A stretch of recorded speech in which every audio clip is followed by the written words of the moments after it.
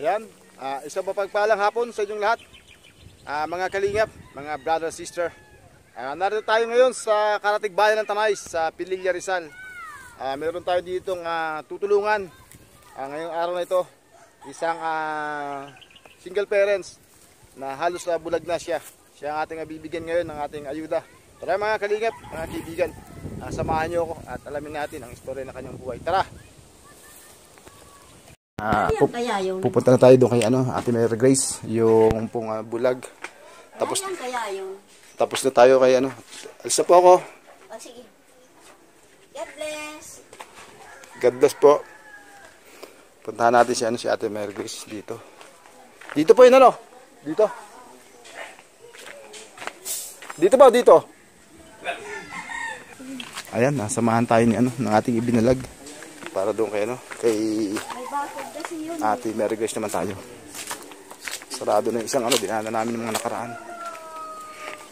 Tao po. Ate Mary Grace. Mama mo siya? Nasaan siya? Pwede baka. Mama mo, anak niya. Ako yung yung nagsabi sa kanyang babalikan ko siya pag mayroon ako pang ayuda. Tapos si Aling Lilia, sinamahan pa tayo ulit dito sa bahay ni Ate Mary Grace. Ayan, yan po yung bahay ni Ate Mary Grace. Hanggang wala siya, kunan natin, ayan. Oo. Dalawa lang po sila dito nung kanyang anak. Dalawa lang sila. Yung anak niya, yung lalaki. At balita ko, binibigyan lang siya ng anak niya may asawa, no? Oo. Yun lang, pagka, wala po siyang parang racket si Ate Mary Grace. Ay, yung anak niya Bilatilyo, Yun, nag-aaral yun. Hindi po ba nagano yan? Parang magsasideline din. Wala rin. Hindi ibig sabihin nyo yung etong anak lang dito. Umuwi. Yung anak lang yan dito nagbibigay sa kanila. Pag umuwi. Ano pong umuwi? Galing sa trabaho. Dahil sa yung nagtatrabaho kasi. Sabi po ni Ate Mary Grace mga nakaraan, na nakakatulong sa kanya yung anak lang niya dito na may asawa. Siyempre, pagka may asawa na siyempre, payote siyempre yung kanyang pamilya. Paano minsan wala nangyayari kaya yung ganun? Sino kaya nakakatulong sa kanya? Kawa din yun Sino po nakakatulong sa kanya? Wala, yung mga kapatid. Minsan, kung mayroon, nagbibigay. Akala ko kapatiran. Mga kapatid. May kapatid siya rito? Kapatid sa laman. Dito, may kapatid siya dito. Kape, kung mayroong kape, bibigyan. Kung wala, wala rin. Kasi Siya talagang wala. Okay. Ayan mga kalingap, pantayin natin. Yan si Ate Mary Grace. Ibig niyo sabihin si Ate Mary Grace nagpupunta sa kapatiran niyo? Oo, kapatiran. Nangihingi ng tulong, parang ganun. Hindi lang nakakadalo dahil walang pamasahe. Hindi, ibig sabihin nakahingi po siya ng tulong. Akala ko kanina yung kapatid sa laman, yung magkapatid. Hindi pala ibig sabihin. Kapatiran pala ibig sabihin. Ayun. Tunay ba niyang kapatid? Tita. Hello si ate. Magandang hapon. Galing ako dun kay Mari kasi nag-Bible study kami. Naaninag mo ba ako, sister? Opo. Ha? Opo. Ano suot ko? Kulay green. Malinaw rin pala Nakakakita pa pala siya Baka may pag-asa pa yung yung paningin mo. Ha? Ay, sabi po ng wala na daw po Ano bang hospital nag-check up yan? Sa pa po ako, nagpunta na ako ng St. Luke's nung bata pa ako. Tapos St. Luke. Nung itong malaki na ako sa PCSO. Napakagaling na na hospital ni St. Luke sa Quezon City. Opo. Ang sabi kasi doon, sponsor kasi dati, Mormons. Ang sabi, papalitan daw ng mata. Nung bata pa ako noon. Pinakita mo sa akin. Nung bata ka pa, ganun din kalinaw yan? Pantay lang? Opo. Parehasang. Mabuti naman, hindi tuluyang nawala Ay, awan. Kasi nakita mo tama nga green nga suot ko. Green. Pero yung mukha ko, naaninag mo kaya? Hindi po. Pero natatandaan mo ba ako? Oo nga, opo. Saan? Sa boses? Opo. Pero hindi ako yung kausap mo, yung dalawang kuya ko Oo. Natatandaan mo ba anong sabi namin noong mga yon, nung nakaraang buwan na yan? Ang sabi mo babalik ka. Pero matagal na Oo nga. Hindi ko nga po inaasahan na yun Isang buwan na yun Ito nga, kasama natin siya si Nanay Lilia. Nag-vlog na rin ako, galing ako sa kanila. Tapos ikaw na nga yung kasunod. Kasi nga parang isang lakad lang, di ba? Oo nga. Pinagsabay ko na kayong dalawa. Saan ka galing ka mo Nag-Bible study po kami sa Ay, pasensya na pala, naabala ko pa ito. Tapos na, bali nagdadaldalan na lang. Nagmamartisa na lang. Paano pala tayo nabubuhay dito, sister? Ayun. Kung ba, pag binigyan ako ng anak ko ng kahit magkano, kasi syempre may pamilya na siya, ayun lang yung pagkakasyahin ko. Akala ko yung binatilyo mong kasama. Ay, hindi. Ay, wala pa ba? Di ba ba nagkakaroon ng racket yung anak mo binatilyo? Hindi po. Hindi rin. Pero sister, nung medyo bata ka pa o nung buhay pa yung asawa mo, Ay, wala. sa bahay ka rin talaga lang nun? Hindi naman po kasi, sa tawag dito, nung bata pa, ang ginagawa ko kasi, Ano ba po, nung dalaga ka pa nung pala? dalaga pa ako, Nakakaraket ka ba dun? nasa bahay lang talaga ako. Kasi iba kasi katulad mo, di ba, parang kahit sila ganyan, kumikita, no? Hindi naman ako pinag-aral ng nanay ko kaya wala akong Kala ko yung nagagawa mo dating yung magbantay ng tinda-tinda, ganyan. Hindi, nitong mga nagkaroon din naman ako ng mga tinda-tinda ng mga kaso. Parang yung sari-sari store? Oo. Hindi, makagaya ng, dati kasi ditinda ako ng yung mga langis ng mga tapos mga yung ganyan. Ang kaso nga lang po, humina po kasi yung halos wala nang mabiling itlog na yung itlog na yung puti? Opo. Napunta ko kay Mara. Ano mo siya, nanay? Wala. Kasister. Magandang hapon po. Ito kasister mo rin siya, no? Ka-brother mo yung kuya ko. Ay. Hindi lang siya nakakadalo dahil Pero po siya, si nanay po. ibang kanyang dinadaluhan. Akala ko yung kuya ko, ka-brother din nila. Baptist po yung nadaluhan namin. Baptist. Ikaw ba yung lay minister sa Hindi ako, yung kuya ko yun. Sa Tanay. Siya din yun. Sabi ko sa'yo nanay, siya si Ay, sabi ko sa'yo Ako po siya, si Kalingap Edward T. Sabi ko nga, kasi doon sa ang totoo kasi niyan, natakot kasi ako sa inyo nung pero sabi ko, hala, pero pinaano ko po sa anak ko yung search niya. Oo. Anong sabi? Legit naman pala. Hindi siya nag-subscribe sa akin. Hindi. Sabi mo mag-comment ka mo para alam ko. So, kasi natakot ako kasi may nagsabi, uy, mayroong baga ganyan namimigay na pero magtatatak yan ng 666. Wala. Tapos, di ba dati kasi, di ba mayroong yung kukunan ng laman ng loob? Ay, hindi mo ganun ating gagawin. Nag-video lang tayo para...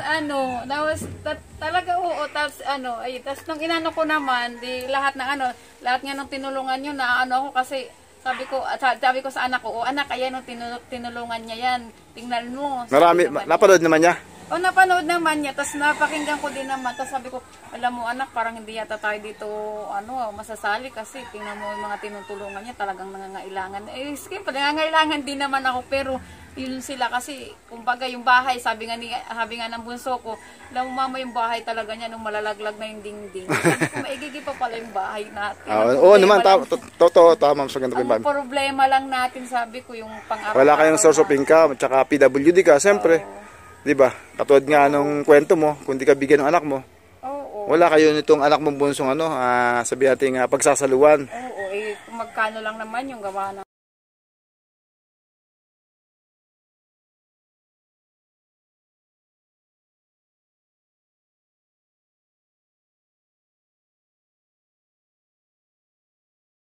Mo sa akin, hindi ako, sila yun, mga kapatid ko. Pero at least kahit sabihin na malaking tulong na rin yun, nakabili kami ng pagkain namin. Ito paano. Salamat naman, na-appreciate mo kahit maliit na bagay, no? Parang si nanay kanina, kamuting kahoy lang, na-appreciate niya. Hindi kasi, alam mo kasi, maliit man na bagay. Sabi nga ng Diyos, maliit man na bagay yan, pagpasalamat mo yan. Kasi kaloob pa rin yan. Kung maganda, pasalamatan. Maliit o malaki, pasalamatan. Lagi kitang sinasama sa salamat. Sa salamat sa pagpe-pray mo. Sana i-promote mo na rin ang aking channel. sa mga kapatiran mo, Mali mo sa pamagitan ninyo, sa panalangin, sa pagsama-sama ng kapatiran, o mga channel natin, makatulong tayo sa iba pa, ng mga katulad ninyo na medyo nangangailangan ng konting tulong. Meron akong dala sa iyo dyan, kahit pa paano, kunin ko muna Sige po. Saan nga natin ilagay maganda pa? Pwede ba tayo sa loob? O dito lang tayo sa... Kaso hindi naglinis yung aking anak. Ay, wala nang problema. Di yung lamesa na lang, tayo ko na lang yan. Sige po. Ay, sige dyan. Tara, dyan muna kayong dala, Kunin ko muna yung aking... ayuda para sa iyo, ayan. Nahirapan ka pag... Nay, Diyan ka lang muna ano, hanggang sa ibigay ko kay ano, Mary Grace yun, no? Yan mga kalingap, nakakatuwa yung dalawa tungkol sa Diyos yung ating napag-uusapan at tayo pala ay sinasama sa kanyang panalangin kay Ate Mary Grace. Sana nga dumating yung pagkakataon yun sa pamagitan nila na nanalangin para sa ating channel. Ayan, makakatulong sa atin na isang araw ay ibibigay ng ating Panginoon sa akin para lumawig ang ating pagtulong. Ayan na, shoutout muna tayo hanggang wala pa tayo sa aking pupuntahan. Shoutout sa mga Team Kalingap sa pangungunan ni Kuya Bal at ni Edna, Kalingap Rob at sa buong Team Kalingap. At sa lahat ng aking kaibigan sa YouTube, mga kapwa-YouTuber na sumusuporta sa akin. Shoutout sa inyo. At shoutout din siyempre sa mga viewers, subscriber, supporter. Maraming salamat po sa inyo.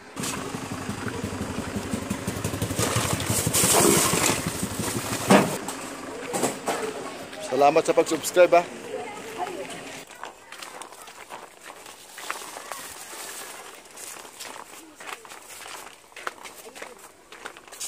Ayan. Ate Mary Grace. Di mo na yan bibili. Ate Mary Grace, hulaan mo daw kung ano yan. Salatin mo raw. Bigas po. Mga ano yan, mga ilang kilo yan? 5 po. Pwede bang ano, try mo nga daw yung nasa plastic kung ano mo lahat. Ito, Lucky Me to. Ano mo daw, buksan mo raw. Yan, sige, pinasin mo na. Andito ka naman sa bahay na eh. Sayang yung plastic. Mabubuksan din naman siya eh.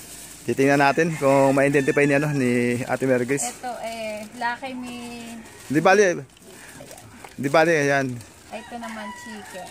Ang galing ni Ate. Yung kulay kasi. Ayan, 3 Lucky Me siya, tapos, 4 pala. Ay, hindi lang pala. Sige daw, sige. 1, 2. Sige daw, yung iba pa raw nandiyan sa loob niyan. Salatin mo raw. Ito, yun, mantika. Ay, ang galing. Tapos, ito, Lucky Me ba to lahat? Sige, basta noodles yan. Basta noodles. Oo. Basta noodles. Ayan, tapos ito, sardinas. Sige daw. Ba to? Oo, sige, pagsabay-sabay mo na. Dilata. Oo, pagsabay-sabay mo na raw. Ayan, nahuhulaan naman po niya. Sabihin na natin hindi lang yung brand. Ayan, puro siya sardinas, di ba? Tapos ito naman, to? Ano yan? Teka lang. Hindi ko na. Suka. Ayan, suka. Yung kulay kasi. Okay, isang yan. Ayan. Kulay itim siya. Nakakatuwa si Ate Mary Grace, nakikita. Tapos ito naman, kape. Ayun, ang galing. Ayun. Ito naman, ayun, pambaon ng aking anak. Biscuit. Thank you, Lord. Ayan. Sana Ate Mary Grace makatulong sa mga dala ko, Hindi, malaking tulong po talaga yan. Ayan, nakaka-identify si Ate Mary Grace kahit hindi yung brand, basta naihipo niya. Alam niya po kung ano po yun. Thank you talaga. Kala ko wala ka talaga, baka ako umalis ka sa lugar mo. Buti nandiyan ka lang sa paligid. Nagmamarites lang po. Joke lang. Wala namang masama doon. Siyempre, kasama sa buhay natin yun, di ba? Tsaka siyempre, nakakalungkot naman sa bahay mag-isa. Pero ang minamarites naman po, hindi po kapwa-tao. Masama po yan. Tsaka, galing ka naman sa sa tawag dito, sa fellowship. Kumbaga, parang kay God naman galing, Opo. Kaya sana makatulong sa iyo munting dala-dala ko sa iyo pangailangan sa pang-araw-araw. Hindi po malaking tulong po talaga yan. Salamat po. Ito, may maliit pa akong dito. Tingnan nga daw natin. Ito lang yung kaya ko. Pambaon ng anak mo. Meron pa talaga. Ito, ate daw. Sobra-sobra na po. Ate daw, ito. Subukan mo daw. 100 po. Ayan. Tama po, di ba? Tama. Thank you po. Pambaon din po ito ng anak ko 1 linggo. Siguro, aabot na 1 linggo sa inyo, Opo, aabot po yan. Nakakailang kilo ka ba sa isang araw? Yung isa, kasya. Kasya po ang isa. Kasi magsasaing lang po sa umaga pambaon niya. Tapos, yun. Ako lang naman mag-isa. Matitira niya. Yun na lang kakainin. Mga kalingap, siguro di na masama magsinungaling, Hindi na sasabihin ni Ate Mary Grace sa anak niya na meron siya. Para bigyan mo na siya. Para may save po siya. Save po yung binigay natin. Hindi. Biro ko lang yun. Sa'yo naman yan, Tsaka siyempre, anak mo marunong mo, kahit meron ka niyan, bibigyan ka pa rin yan. Ayan, salamat doon sa anak niyang may asawa at doon lang talaga nanggagaling. Thank you po sa sponsor.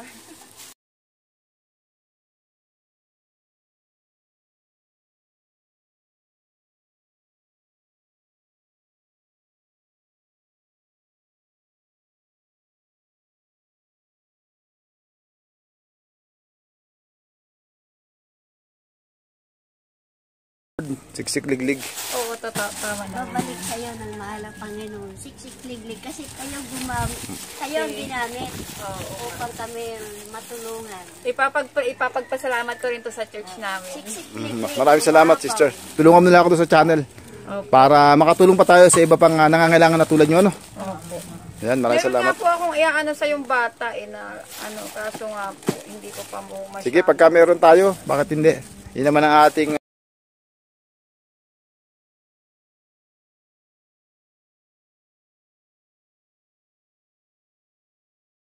Sabi po kasi ng pastor, ano daw ang ipapanalangin ko sa akin. Sabi ko, tuloy-tuloy ko pong ipinapanalangin si Kalinga Oh, Pagbuwan. salamat. Kasi, kumbaga, sa dami kasi ng tinutulungan, hindi ko inaasahan na makakatulong. Matutulungan din niya kami. Pero kaganon pa man, inaano ko pa rin na marami pala siyang malusog, pagpalain siya Amen. palagi para marami pa siyang matulungan na kagaya ko, kagaya din ng mga tinutulungan niya. Maraming salamat, Ate Mergis. Akala ko ipapanalangin magkaroon ka ng boyfriend. Ganon. Salamat po, Pastor, at sa Ate Mergis at kay Nanay Lilia sa panalangin po sa atin. Kasi baka sakit lang ng ulo. Ayan, maaaring dating na po yung ating hinihintay para lumawi po ating